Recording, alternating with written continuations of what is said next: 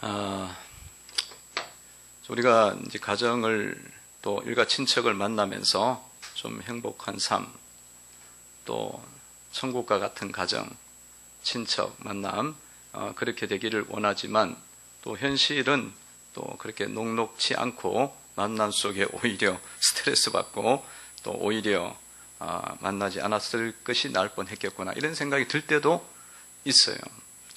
그러니까 여러분 나 개인만 그런 게 아니라 많은 분들이 사실은 그런 생각 많이 하기 때문에 너무 실망하지 마시고 오늘 또 여러분 말씀을 보시면서 또 그런 가정을 어떻게 만들 수 있을까 한번 또 이 깨우침 있는 시간이 되기를 바랍니다. 시편의 오늘 시는 이스라엘 백성들의 그 삶을 지금 이렇게 상기하고 기억하고 있습니다. 그러는 가운데 오늘 우리가 본문에 읽었던 것처럼 이스라엘 백성들의 삶의 이 모습, 한 가지의 모습을 이렇게 드러내고 있는데 그 중에 우리의 마음에 이제 다가오고 우리의 그 생각을 자극하는 그 말씀이 있는데 그것은 무엇이냐면 이스라엘 백성들이 하나님의 은혜를 받았지만 그 은혜를 굉장히 쉽게 잊어버리고 있다라는 것입니다. 오늘 13절에 보면 이렇게 나와 있죠. 그러나 그들은 그가 행하신 일을 곧 잊어버리며 그의 가르침을 기다리지 아니하고 그 이스라엘 백성들이 하나님을 또 하나님이 행하신 큰 일을 자꾸 잊어버리고 있다는 것입니다. 그것도 오래 걸리지 않고 곧이라는 말이 있었어요. 금방 잊어버렸다는 거죠. 곧 잊어버렸다. 이것을 지금 이 시편의 시인은 지금 말씀을 하고 있는데 도대체 이스라엘 백성들이 왜 이렇게 쉽게 하나님을 잊어버리고 또 하나님이 주신 은혜를 행하신 일들을 자꾸 잊어버리는 것일까요? 하나님이 행하신 이스라엘 백성들을 향해서 행하셨던 일들은 도대체 무엇인데 그것은 다름이 아니라 홍해가 갈라지게 하는 그런 역사를 주님이 이스라엘 가운데 이루었습니다. 자, 이스라엘 백성들이 애굽 아래서 굉장히 어렵게 살았잖아요. 종살이하고 고통 속에 그 시간을 보내고 눈물과 정말 자유함이 없는 그런 눌려있는 그런 상태에 있는데 주님이 모세를 보내갖고 그들을 이제 애굽에서 탁 나오게 하면서 10가지 재앙으로 애굽은 심판하고 이스라엘은 살려주고 그렇게 해서 이제 딱 내려오는 가운데 나오는 과정 속에 가나안 땅을 향해 가는 과정 속에 그 앞에 뭐가 있었냐면 홍해가 있었습니다. 홍해라는 바다가 있었어요. 그 홍해가 딱 가로막고 있는데 이게 지금 이 바다를 돌아가기에는 너무나 거리는 멀고 넘실거리는 파도가 막 이렇게 치고 이런 상황 앞에서 백성들이 난감한 거예요. 근데 이게 지금 시간이 없는 거예요. 왜냐하면 뒤에서는 또 애굽의 군대가 마음이 바뀌어가고 또 쫓아오는 거예요. 그렇게 심판을 받고도 그들이 또 마음이 바뀌어갖고 군대와 병거와 말 타고 막 들려오는 이 말소리와 먼지가 막 일어나는 그 상황들을 이 뒤에서 이렇게 보니까 뒤를 보니까 그것이 보이는 거예요. 근데 앞에는 바다고 뒤에는 군대니까 이거는 애굽의 군대가 오면 다 죽게 생긴 거예요. 정말 난감한 상황이었는데 주님께서 이제 그 홍해가 이렇게 바람을 불게 하셔갖고 딱 갈라지게 하십니다. 계속 바람을 불게 하셔갖고 갈라지면서 그들이 홍해가 뚫리는 걸 봤어요. 바닷길이 열리는 것을 보고 그 바닷길이 열리는 것을 봤을 뿐만 아니라 그 길을 그들이 아이들과 자녀들과 그리고 자기들의 가축들과 부모님과 그걸 얻고 안고 그 길을 건너갔어요. 마치 마른 땅을 건너듯이 건넜어요. 그 바다가 말랐단 말이에요. 그게 걸렸으니까 그 일이니까 이들 속에는 참 깊이 새겨진 일이란 말이에요. 참 큰 일이란 말이에요. 그 큰 일을 잊어버렸다는 거예요. 그런데 좀 지나면서 딱 다 건너니까 애굽의 군대도 따라 붙은 거예요. 이게 맨 바다가 말랐나? 그래갖고 이들이 착각을 한 거예요. 바다가 아닌 줄 알고. 그래 같이 딸려 들어온 거예요. 딸려 들어와서 싹 다 들어왔을 때에 주님이 다시 또 바다를 물을 모아갖고 그냥 수장을 시키는 걸 또 뒤에서 또 본 거예요. 그러니까 이 이스라엘 백성들이 그 하나님이 행하신 일은 사실은 큰 일이죠. 큰 일을 그런데 이 사람들이 곧 잊어버렸어요. 곧 잊어버렸어요. 참 너무 쉽게 잊어버린다. 그런 생각이 듭니다. 여러분 그런 말이 있잖아요. 그런 말이 있잖아요. 그 펜으로 약속해갖고 딱 쓰고는 계약서 써놓고는 잉크도 마르기 전에 그 계약서가 무효화가 되는 그거야 그거. 그 일이 일어나니까 이 시편의 시인이 이게 있을 수가 있냐. 13절에서도 잊어버려 21절에서도 잊어버렸다고 나오죠. 애굽에서 큰 일을 행하신 그의 구원자 하나님을 그들이 잊었습니다. 왜 이 사람들이 이렇게 이스라엘 백성들이 이 큰 일을 쉽게 잊었을까? 왜 그랬을까요? 참 이해가 좀 안 돼요. 우리가 생각해도 참 이해가 안 돼. 왜 이런 일이 일어날까? 그렇게까지는 안 할 것 같은데. 근데 이스라엘 백성들은 역사를 보면은 분명히 그런 모습이에요. 분명히 그런 모습이에요. 이것은요, 이 이스라엘 백성들이 이 마음의 중요성을 이들이 놓쳤기 때문에 그렇습니다. 그러니까 외적으로 이 외면적인 부분은 그들이 보이니까, 눈으로 보이니까 그것은 그냥 잘 알고 그것들은 중요하게 여기는데 자신의 내면, 이 내면 관리가 잘 되지가 않았다는 거예요. 이 마음으로 잊어버린 거예요. 마음으로. 그 마음 속에 잊어버린 현상이 일어난 거예요. 그들의 모습 속에 이 마음을 관리하지 못한 모습이 계속적으로 지금 사실은 보여지고 있습니다. 오늘 이스라엘 백성들은 14절에 보면 그들은 욕심을 부렸다고 말씀하고 있습니다. 14절을 보시면은 강야에서 욕심을 크게 내며 사막에서 하나님을 시험하였도다. 욕심을 낸다는 것은 이들이 마음을 잘못 먹었다는 거잖아요. 마음이 지금 잘못됐다는 거예요. 하나님께서 강야에서 먹을 것이 없어서 무엇을 주셨습니까? 하늘에서 뭐가 내려오겠어요? 만나가 내려오겠어요. 그래서 요즘도 빵집 이름 중에 만나 빵집도 있고 식당 중에서 만나 식당도 있잖아요. 그게 만나인데 만나가 내려오게 했어요. 만나가 내려와서 그 만나를 먹으면서 강야에서 먹을 게 없으니까 주님이 만나를 주셨을 때에 그들은 그 만나를 먹고 감사하잖아요. 없는데 주시니까. 그러면 감사를 하는 게 정상이에요. 그리고 또 뭐예요? 하나님 만나 주셨으니 자기가 앞으로 이제 먹고 싶은 게 더 있을 텐데 그것도 하나님이 다 주실 거다. 이렇게 이제 생각하고 더 이제 기대하면서 이 소망 가운데 살아가면 되는데 그게 아니고 뭐라 그래요? 아니 만나는 주시는데 왜 우리는 고기는 안 주는 거야? 아니 고기를 달라 그러든지 그냥. 근데 그 마음속에 원망이 갇혀갖고 고기를 안 주냐고. 애굽에 있을 때는 고기도 삶은 고기도 먹고 구운 고기도 먹고 마늘을 또 먹고 외도 먹고 다 했는데 막 그러면서 원망하면서 달라고. 이 사람들이 마음속에 마음이 자꾸 좋은 마음으로 주님께 나간 것이 아니라 욕심을 품었다는 거예요. 마음의 지금 관리가 전혀 안 되고 있습니다. 그리고 또한 그들은 하나님을 시험했습니다. 하나님을 시험했어. 하나님을 시험했다는 것은 뭐냐면 하나님보다 내가 더 낫다. 내 방법이 더 맞다. 이렇게 생각하는 게 하나님을 시험하는 거예요. 여러분 정상적 마음은 뭐예요? 하나님은 언제나 옳습니다.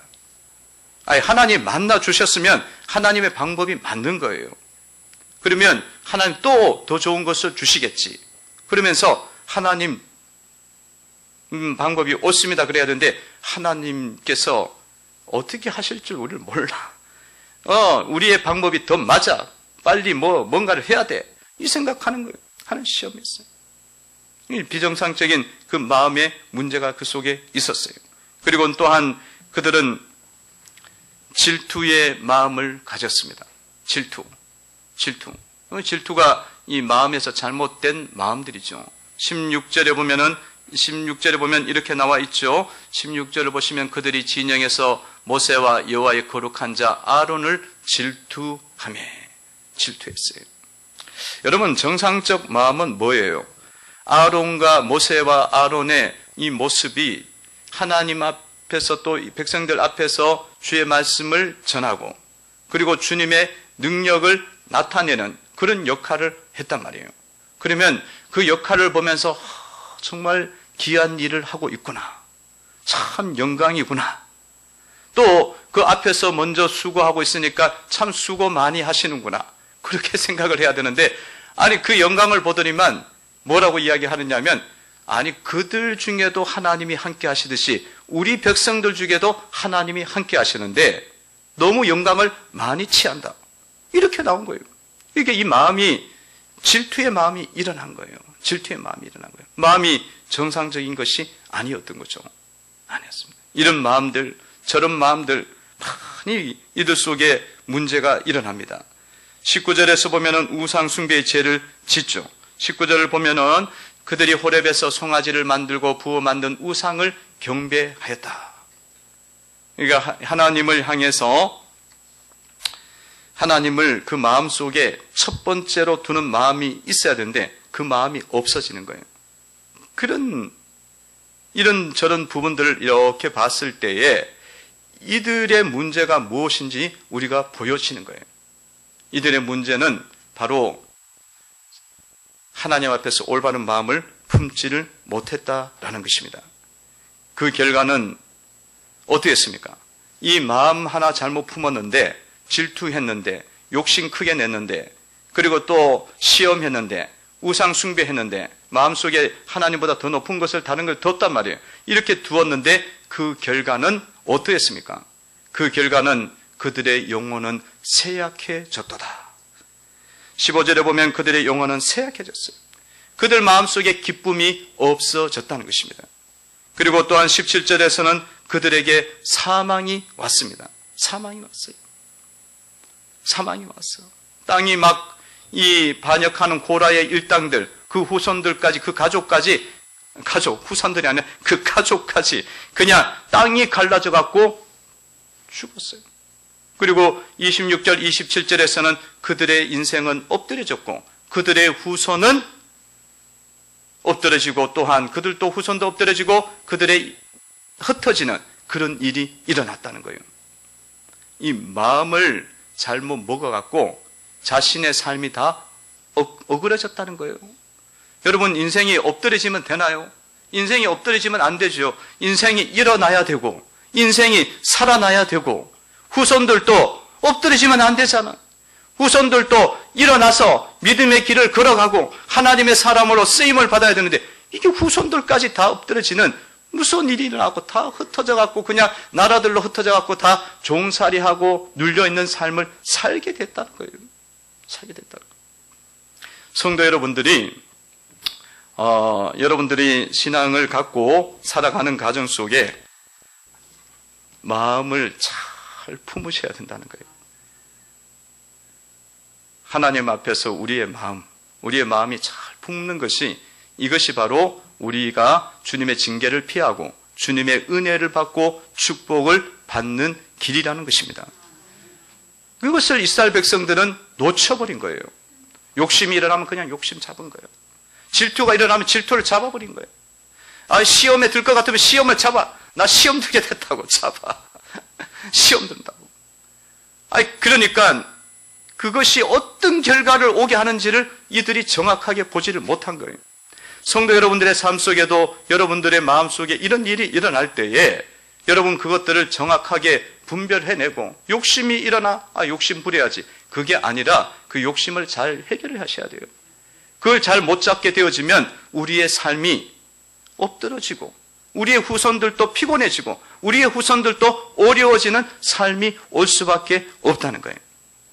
실제로 우리의 삶 속에는 이런 마음의 문제들이 계속적으로 일어나고 있습니다. 예전에 개척하고 한 4년 정도 지났을 때에 이 기도하는 가운데에 이 잘못돼 버렸어요. 교만한 마음을 품는 가운데 귀신의 역사가 나타나 버린 거예요. 그래서 이 사람이 막 이상한 소리를 자꾸 하는 거예요. 왔다 갔다 그러고 그리고 막 이상한 소리를 하는데 어떤 A라는 성도가 목사님 이런 문제가 생겼는데 아무래도 이거는 성령의 역사가 아닙니다. 그래서 제가 불러갖고는 보니까 이게 이상한 거예요. 벌써 이 딴 이야기를 자꾸 하고 뭐 자꾸 자기 속에서 뭔가 이야기한데 이쪽으로 가라 그랬다가 저쪽으로 가라 그랬다가 그런 이야기를 자꾸 한다는 거예요. 그래서 이거는 문제가 생겼다. 그래서 예배를 드리고 기도하고 딱 정상적으로 딱 잡았어요. 그러면서 그 성도가 저한테 물어보는 거예요. 목사님, 내가 이런 상태를 누가 이야기를 해줬어요? 그래서 저는 완전히 잡혔다고 생각하고 A라는 성도가 그렇게 이야기를 해줬다고. 그러냐고. 그러면서 정상적으로 집에 가는데 여기서 저기 아파트까지 가는데 얼마 걸리지도 않아요. 근데 그 사이에 마음속에 자기를 알려준 그것에 대한 분노가 일어나기 시작한 거예요. 그 마음을 못 잡으니까 또다시 확 돌아서는 거예요. 똑같은 역사 또 일어나는 거예요. 완전히. 그러니까 마음이라는 것은 그렇게 중요한 거예요. 우리의 마음을 우리가 이렇게 내가 딱 잡고 가더라도 조금 또 무슨 일이 일어나면 그 순간에 우리의 마음이 욕심으로 확 바뀌고 또 질투로 확 일어나고 또 시험으로 확 가는 거예요. 그런 일들이 일어날 때 그것을 잡게 되어지면 그것은 여러분들이 결국은 영혼이 쇠약해지고 여러분의 삶에는 사망이 오게 되어지고 여러분의 삶에는 엎드려짐이 올 수밖에 없다는 거예요. 그래서 여러분들 잘 기억하시면서 여러분의 마음을 잘 관리하면서 가시는 성도가 되셔야 되는 줄로 믿습니다. 금방 우리가 여기에서도 은혜 받고 잘 하다가도 집에 딱 돌아가면 확 바뀐다니까요. 확 바뀌어. 사막의 교부들이라는 책을 보면은 그런 이야기가 나와요. 사막에서 사람들도 없고 그곳에서 주님을 위해서 기도하고 묵상하고 주님의 뜻을 알겠다고 하는 얼마나 수도승이야. 수도사처럼 사는 그 사람이에요. 그 사람이 얼마나 거룩해요. 그래서 그 사람에게 가갖고 뭔가를 좀 배우고 좋은 이야기를 듣고 이제 그러다가 그 사람이 그런 이야기를 해요. 그 수도승을 만난 그 사람이 당신의 친구가 지금 어느 나라 어느 도시에서 지금 대주교가 됐다고. 그랬더니만 이 수도승이 그렇게 돌을 닦았는데 하나님의 말씀을 자기를 만들었는데 어떻게 돼요? 그 마음속에 이거 잘 됐다고 그런 이해 생각이 안 일어나고 뭐가 일어나면 시기심이 확 들어온 거예요. 그리고 지금까지 해놓은 게 거의 무너지는 거야. 그게 사람의 마음이에요. 그러니까 이스라엘 백성들이 그렇게 확확 돌아서는 게 우리가 어느 정도 이해가 되는 거예요. 여러분들도 여기 와서 은혜 착착 받고 아이고 이제 마음 잘 잡아야지. 그리고는 떡 집에 가면은 누가 이야기를 막 하는데 저기 어디에서 아파트를 사갖고 팔았는데 1년 만에 10억을 벌었대. 그러면 그 다음 뭐가 일어나요? 눈깔이 뒤집혀. 마음이 뒤집혀가고 빨리 가서 거기 사야 되나 말이에요. 이게 욕심이 그런 거예요. 좀 제가 심하게 얘기하면 눈동자가 뒤집혀. 그때는 그런 말 들어도 돼. 그러는 거예요. 그러니까 여러분들 어떻게 해야겠어요? 이 마음을 어떻게 내가 잡아? 여러분 마음을 잘 관리해서 엎드려지는 게 아니라 여러분 일어서는 역사가 일어나고 자녀들도 세워지는 역사가 일어나고 죽은 것도 살아나는 그런 일들이 일어나야 되지 않겠습니까? 여러분 사람은 사실은 마음을 잘 몰라요. 계시가 있고 말씀을 듣기 전까지는 마음의 중요성을 잘 모릅니다. 그래갖고 우리는 전부 다 뭐의 중요성을 많이 두냐면 외적인데 굉장히 많이 중요성을 두는 거예요. 외적인데 외면적인 부분에 그죠? 중요성 많이. 그러나 하나님은 뭘 중요하게 여기느냐면 여기에 나온 여러분들을 보시면서 뭐 얼굴에 무슨 화장을 했다 이것보다 더 중요한 게 뭐냐면 여러분의 마음이 정말 올바르냐, 온전하냐, 가난하냐, 깨끗하냐 이것을 더 많이 보십니다. 그것을 근본적으로 보셔요. 사람은 외모를 보거니와 나 여호와는 사람의 중심을 보느니라. 그러니까 여러분들 이 교회에 나오면서 여러분들 내 마음을 어떻게 해야 되겠다고 깊이 생각하고 나오신 분들 있나요? 있겠죠. 나 오늘 교회를 가는데 내 마음을 오늘 잘 만들어야지. 깨끗한 마음, 거룩한 마음, 욕심 들어오면 내가 물리치고, 시기 들어오면 물리치고, 이 질투 들어오면 내려놓고 그러려고 오신 분들도 있겠죠. 그러면 그 마음을 주님은 아시는 거예요.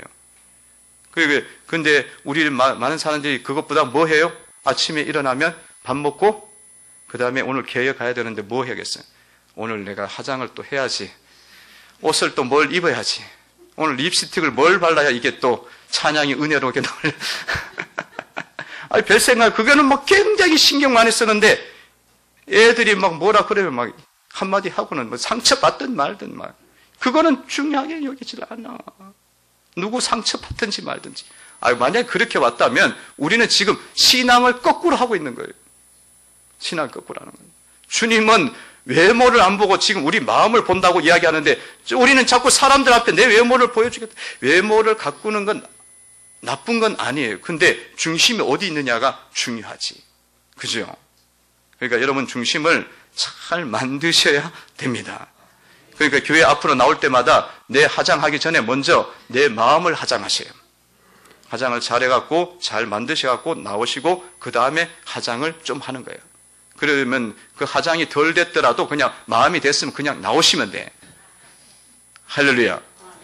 그렇게 오시면 돼요. 그렇게 오시면 돼요. 물론 여러분 마음이 잘 가꿔지면요 외모도 만들어져요. 맞아요. 이 마음이 잘 되면은 다 이 청소도 잘하고 정리정돈도 잘하고 그래요. 왜냐하면 여러분 귀신 들린 여자들은 머리가 이렇게 하고 막 돌아다니잖아. 그거 왜 그러냐면 마음이 정리가 안 됐으니까 외적으로 정리가 안 돼. 막 그렇잖아요. 막 이렇게 하고 막 돌아다니잖아요. 뭐 제가 그렇게 막 다 때가 묻고 막 그래도 막 신경도 안 쓰잖아요. 왜냐면 마음이 안 되니까 외적인 것도 관리 안 해. 그래요.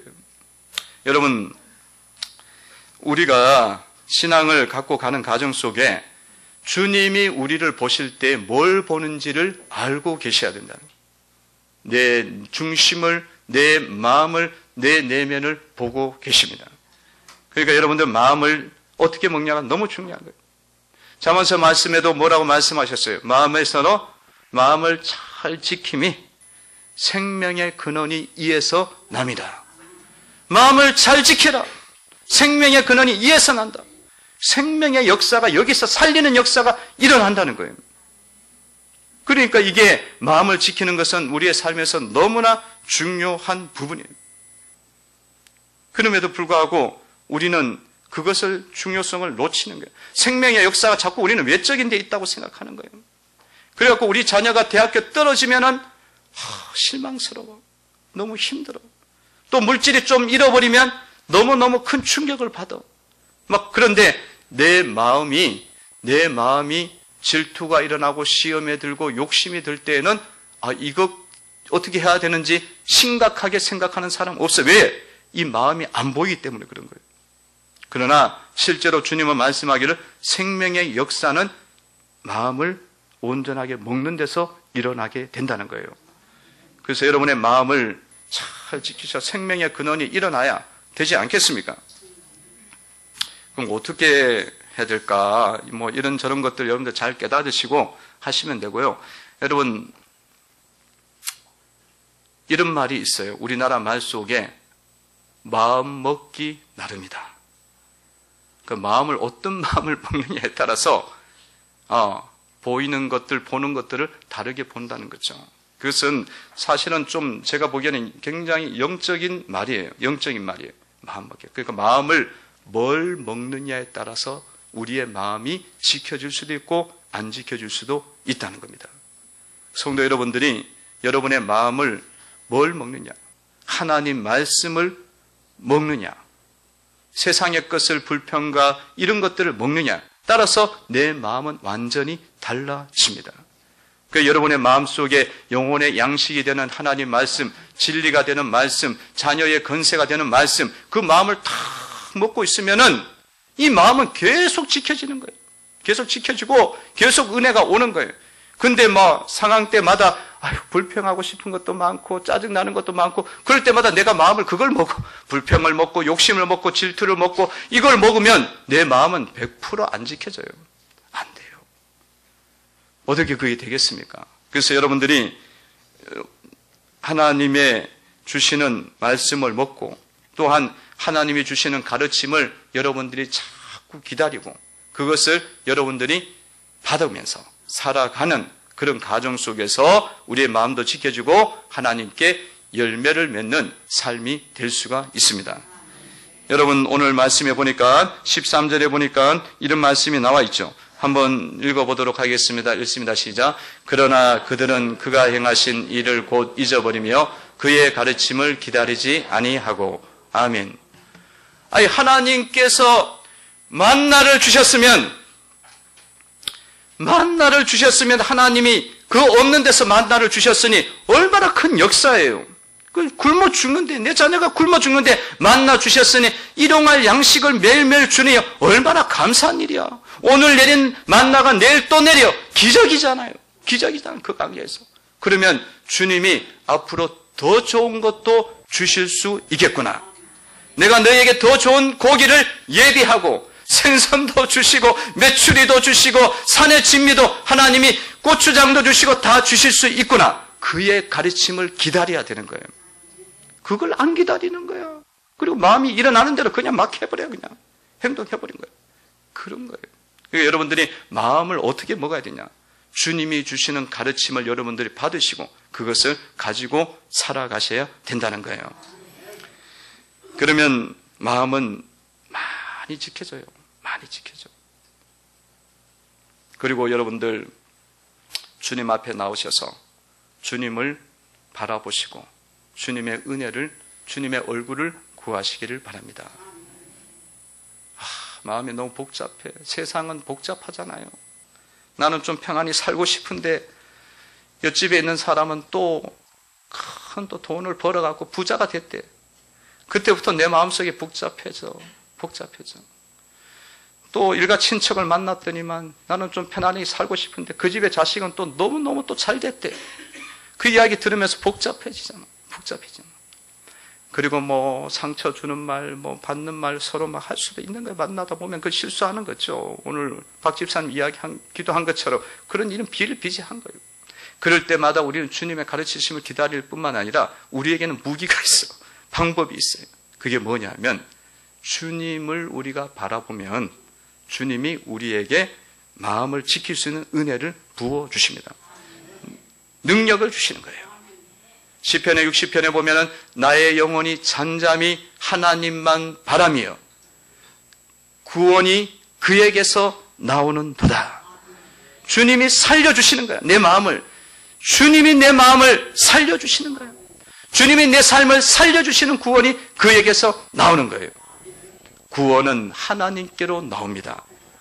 엎드러짐은 마음 잘못 먹는 데서 와요. 그러나 살려주시고 우리의 삶을 이렇게 세우시는 것은 하나님께로부터 나와. 이 구원은 천국 가는 구원이 아니에요. 삶의 구원이야. 삶의 나를 살려주시는 역사가 나오는 거예요. 나의 영혼아 잠잠히 하나님을 바라며 그에게서 소망이 나오는도다. 소망이 일어나는 거예요.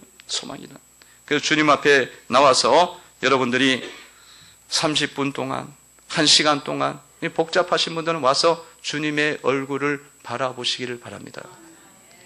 그걸 바라보시면 은혜가 와요. 주님으로부터 구원이 오고 소망이 옵니다. 그래서 저는 그런 기도를 사실은 굉장히 많이 해요. 그냥 하나님 얼굴을 제가 구합니다. 다른 거 구하지 않을 때가 많아요. 그냥 30분 이상. 어떤 데는 그냥 토요일 저녁에 와서 또 어느 날 평일날 저녁에 와서 새벽엔 또 새벽 기도 하지만 저녁에 와서 주님 얼굴을 구하는 거예요. 왜냐하면 주님 얼굴을 구하면 주님에게서부터 구원이 살려주시는 역사가 나오기 때문에 그래요. 그거를 경험하셔요. 그런 것으로 여러분들의 마음을 지키시고 만들어 갈 수가 있습니다. 이런 삶은 여러분들이 이제 축복이 흘러나오게 되고요. 여러분의 가정이 천국과 같은 가정으로 만들어질 수가 있습니다. 여러분의 마음을 잘 지키시면 주님 향해서 온전한 마음을 품고 여러분들이 살아가면 여러분의 가정은 천국과 같은 가정으로 만들어져요. 그러니까 우리가 예수를 믿으면서 가정이 왜 이렇게 예수를 믿으면 찬양이 넘치고 기쁨이 넘치고 감사가 넘치고 기도 응답이 있고 막 자녀들은 막 그 감람나무 어린 나무처럼 착착착착 자라나고 막 소망과 꿈이 있고 막 이래야 되는데 이게 모이면은 짜증이 나고 다투고 그런 현상이 일어나는 가정들이 굉장히 많아요.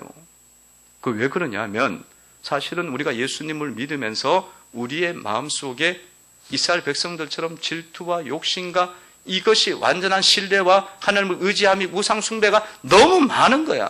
그 많은 것들 때문에 천국이 내 속에 임하지 않는 거예요.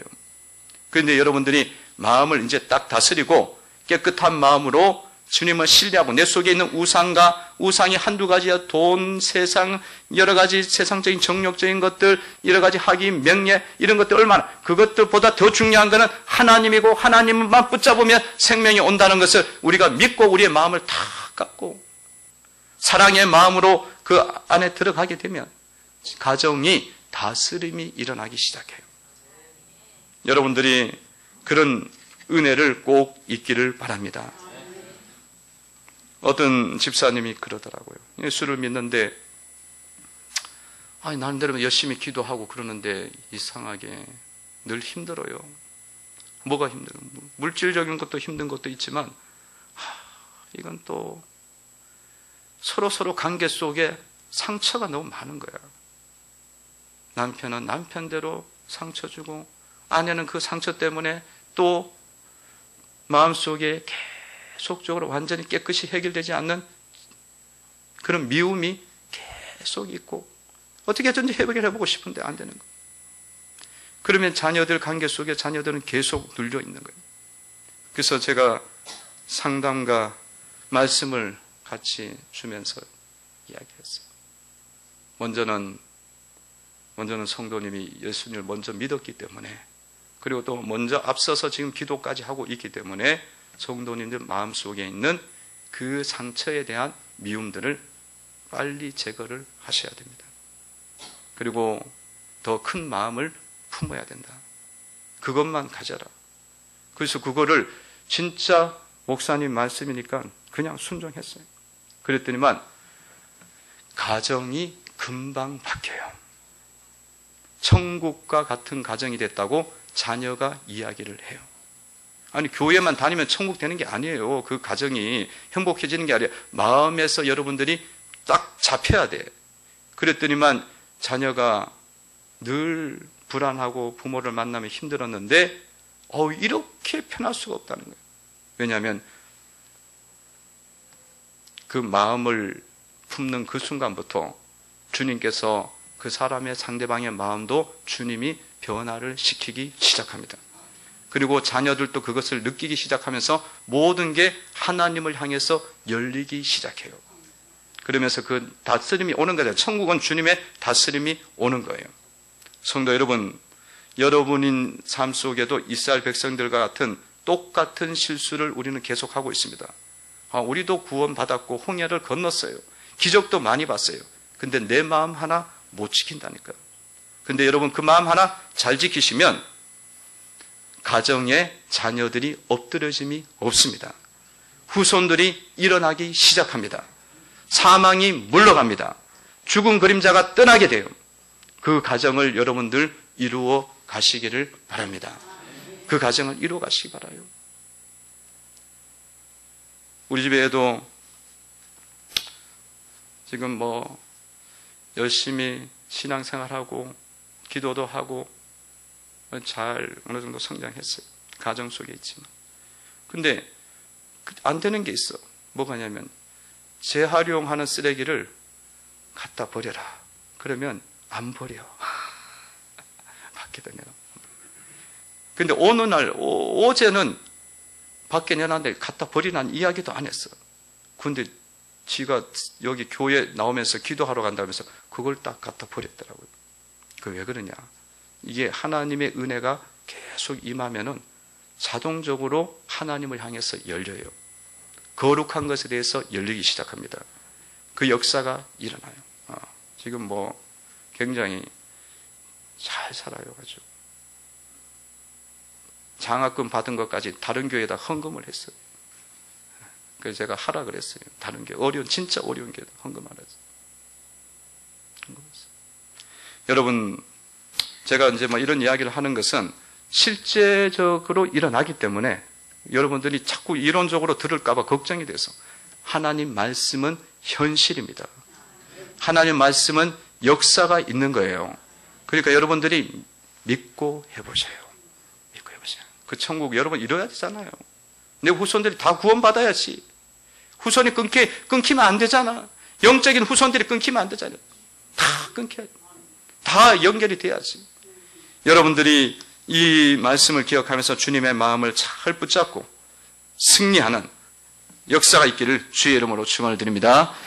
기도드리겠습니다. 하나님 고맙습니다. 말씀을 통해서 금연해 주시고 일깨워 주시니 감사를 드립니다. 주님께 더 가까이 가고 주님 안에서 온전한 마음을 품고 살아가는 역사가 있기를 원합니다. 그래서 하나님, 죽은 것들을 다 살려주시고 넘어진 것들을 세워주시고 우리의 후손들이 다 일어나기를 원합니다.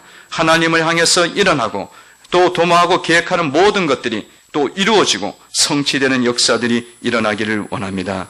감사드리옵고 예수님의 이름으로 기도하옵나이다. 아멘.